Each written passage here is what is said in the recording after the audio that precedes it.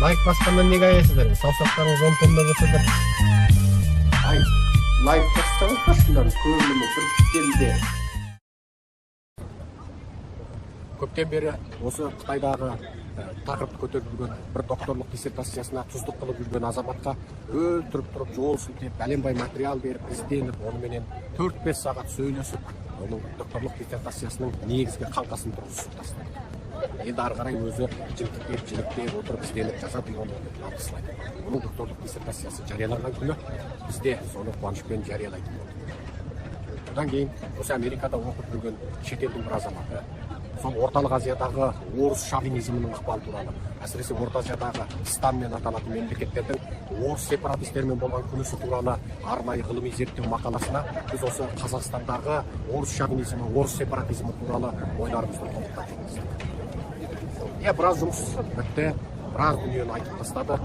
Енді сол қалың елдің қазағыма өкпелей отырып, бізде міне Вашингтон шаһарында бүгін мынау Украина мәселесі, Сирия мәселесі бойынша осы Путинге қарсы өткізілген митингіге қатынастық. Жайшылықта бұндай митингілер шақырса да вақытымызды кейде қия алмай, конференциялар болса қатысып, кейбіреусіне онлайн қатысып, сөйтіп айтамыз. Жолы көп нәрсені айтуға болады. Бірақ не үшін тағы да лекция сөйлеуге тура келді? Бұл жерде біздің бұл лекциямызға тағы да себеп болып отырған біздің халқымыздың осы әлеуметтік желіні пайдаланудағы құлықсыздығы мен сауатсыздығы және немқұрайдылығы. Өздеріңіз Фейсбукта көргендей, өздеріңіз Ютубта көргендей, біз онлайн лекция тоқтады деп бір хабарладық. Ел жұрт түсінбей қалды, сосын өкпелегенімізді айтып бір хабарлама жаздық. Себебін түсіндірдік, комментарий жазушылар 1%-ға жетпейтіндігін айттық. 100 мың адам көрген лекцияда комментарий жазушы 1000-ға жетпейді. Бұл енді масқара.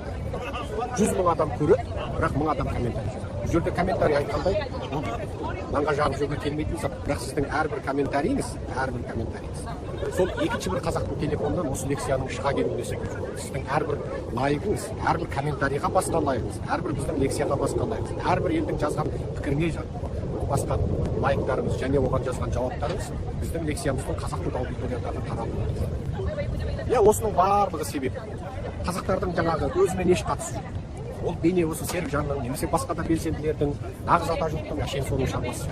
Өзі қарпайсы. Енді осыдан барып маған ойды. Көрдік, астыдағы жұрттың жаңағы біздің лекцияны тоқтатқандығымыз туралы хабарымызға жазған комментарийларды қараңыз.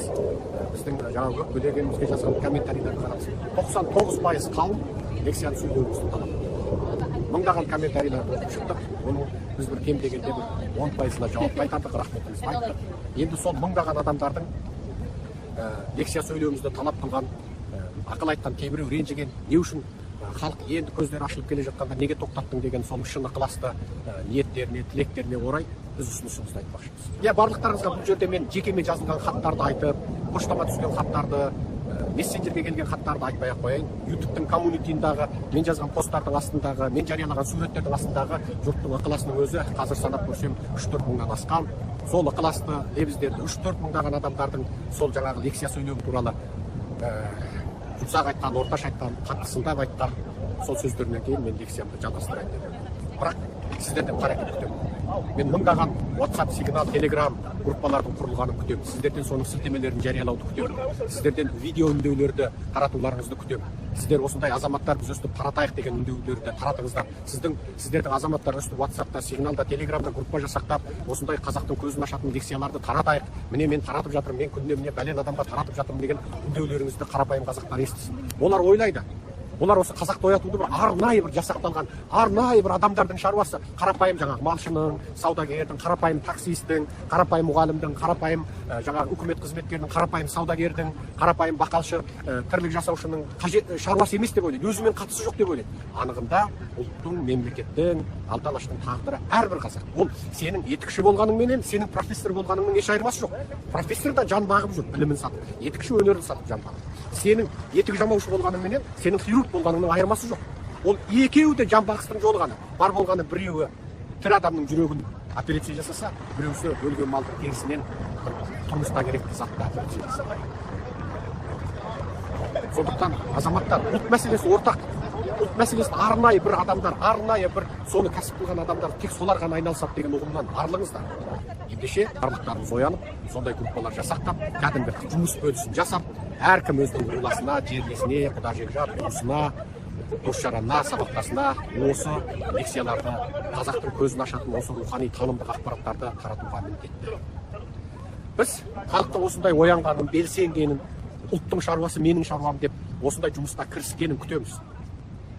Біз халық жақтан да жауап болуын күтеміз. Біз жартастан жаңғырық шыққанын күтеміз. Халық та солай жұмыс істеп үйренуі керек.